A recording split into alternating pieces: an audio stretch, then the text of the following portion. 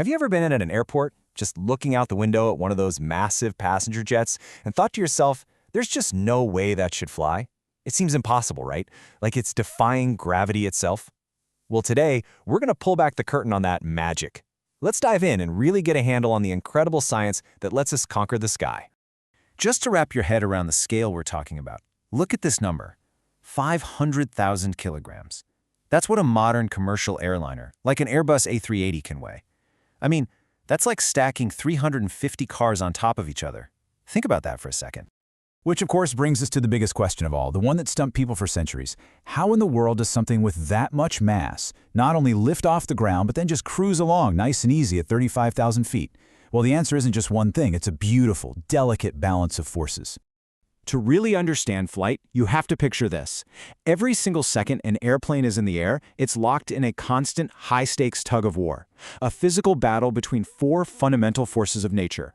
And this slide, it lays out the battlefield perfectly. You've got weight, which is just gravity constantly trying to pull the plane back to Earth.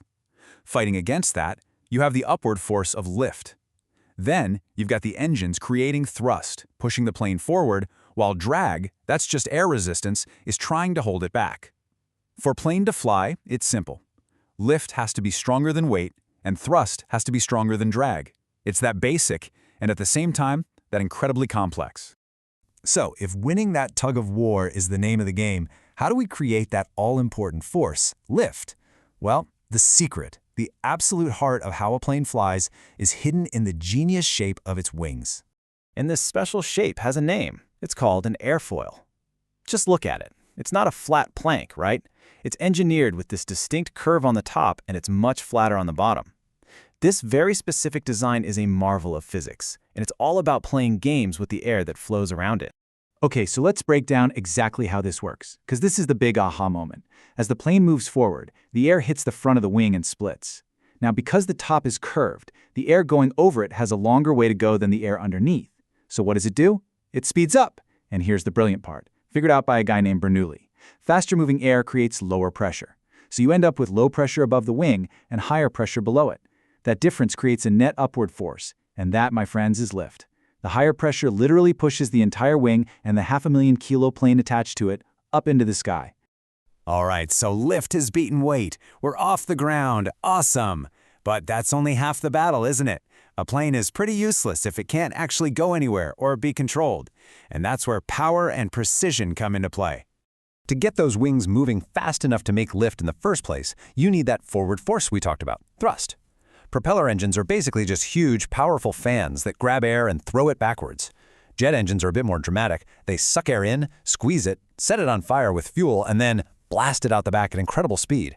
It's pure Newton's third law. For every action of pushing air backward, there's an equal and opposite reaction pushing the plane forward. But going forward isn't enough. You got to be able to steer. That's the job of control surfaces. Think of them as the plane's rudders and fins. First up, you've got ailerons, which are these flaps on the outer edges of the main wings. When one goes up and the other goes down, it changes the lift on each wing, causing the plane to bank, or roll, from side to side. Now let's head to the tail. See those small horizontal wings? They've got hinged sections called elevators.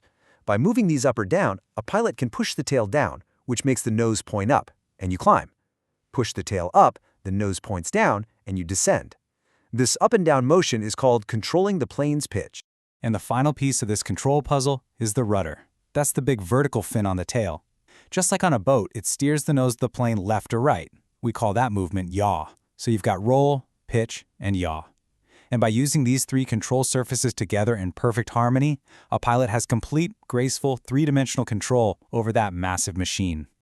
So, as you can see, it's not any single thing. It's not just the powerful engine or just the cleverly shaped wing. Flight is a system. It's a beautiful, delicate dance where every single part works together to maintain a perfect balance of forces and control. And this quote just says it all, doesn't it? What once seemed like pure magic is really this incredible symphony of science. By understanding and mastering these four fundamental forces, we've literally transformed our world, connecting continents and cultures by creating highways in the sky. You know, from the simple physics of a curved wing to the mind-boggling complexity of a modern flight deck, it all comes down to balance. And it makes you wonder, right? as we look towards the next great challenges, like sustainable space travel or finally harnessing fusion energy, what new forces, both literal and maybe even metaphorical, will the next generation of pioneers need to balance to conquer their skies?